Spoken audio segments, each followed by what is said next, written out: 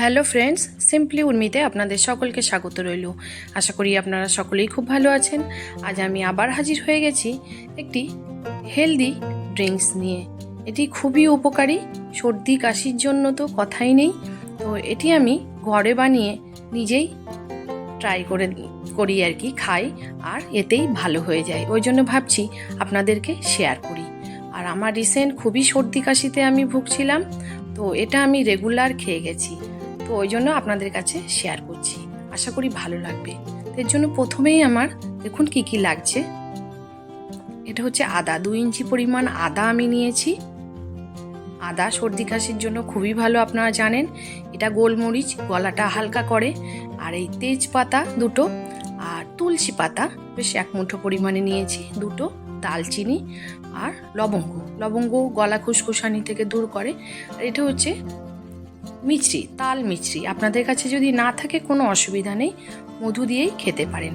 তো আদাটা আমাকে প্রথমে কদ্দুকস করে নিতে হবে, বা কুড়ে বা থিতো করে, যাই হোক করে ইউজ করলেই হলো।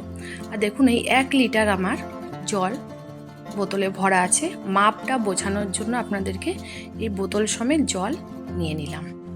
এবার একটা বড় ডেকচি নিয়েছি, তাতেই জলটা ঢেলে দিলাম।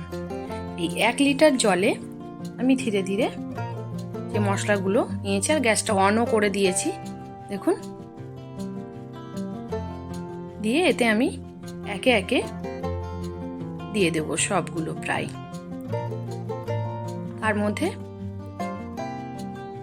এই দালচিনিটা একটু টুকরো টুকরো করে দেব, কারণ এর ভিতরের উপকারগুলো বের হবে আর কি, সত্ত্বগুলো। লবঙ্গ দিয়ে দিলাম। দালচিনিটা খেলে কিন্তু সর্দি বের করতে খুবই সাহায্য করে। আর এই দিলাম তেজপাতা, এটাও সর্দি কাশির জন্য খুবই উপকারী। এটা ছিঁড়ে ছিঁড়ে যতটা টুকরো করা যায় দিয়ে দিলাম। আর তুলসী পাতাটাকেও ছিঁড়ে ছিঁড়ে দিয়ে দিচ্ছি, যতটা পরিমাণে টুকরো করা যায়। এবার দিয়ে দিচ্ছি যে তাল মিছরি আর এই গোলমরিচটা, আর আদাটা আমি কুড়িয়েই দেব। দেখুন গ্রেটার নিয়েছি, গ্রেটারে গ্রেট করে দেব। পুরোটা গ্রেট করে দিয়ে দিলাম। এবার আমি একটা ঢাকনা বন্ধ করে হাই ফ্লেমে 10 মিনিট রেখে দেব। এর মধ্যে আমি খুলবো না। 10 মিনিট আমার হয়ে গেছে।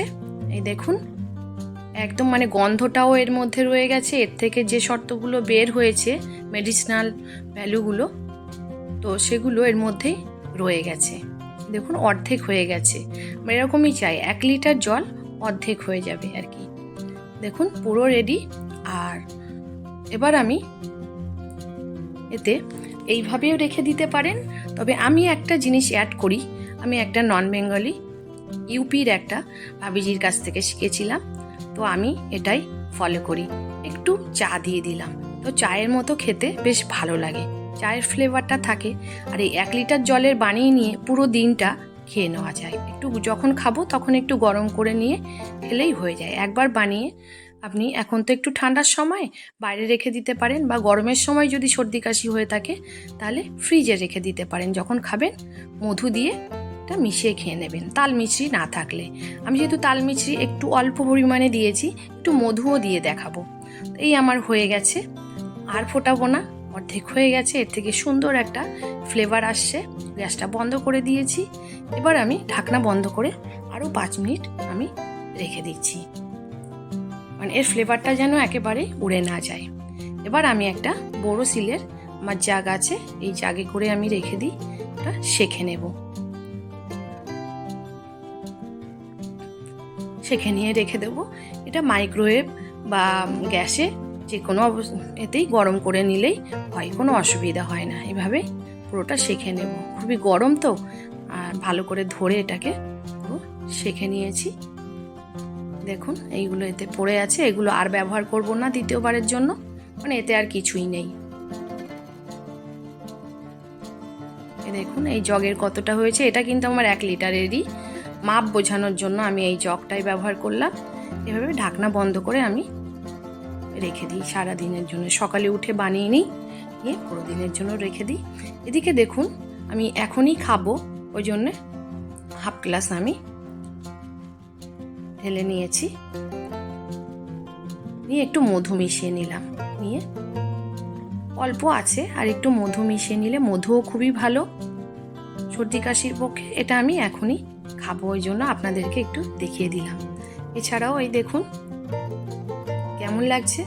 আর উপকার অবশ্যই আপনারা বানিয়ে আগে দেখবেন, যদি আপনাদের ফায়দা হয় তবেই ফলো করবেন রেসিপিটি। এটা গ্যারেন্টি দিয়ে আমি বলতে পারি আপনাদের সর্দি কাশি খুবই তাড়াতাড়ি ঠিক হয়ে যাবে। তো আজ আসি।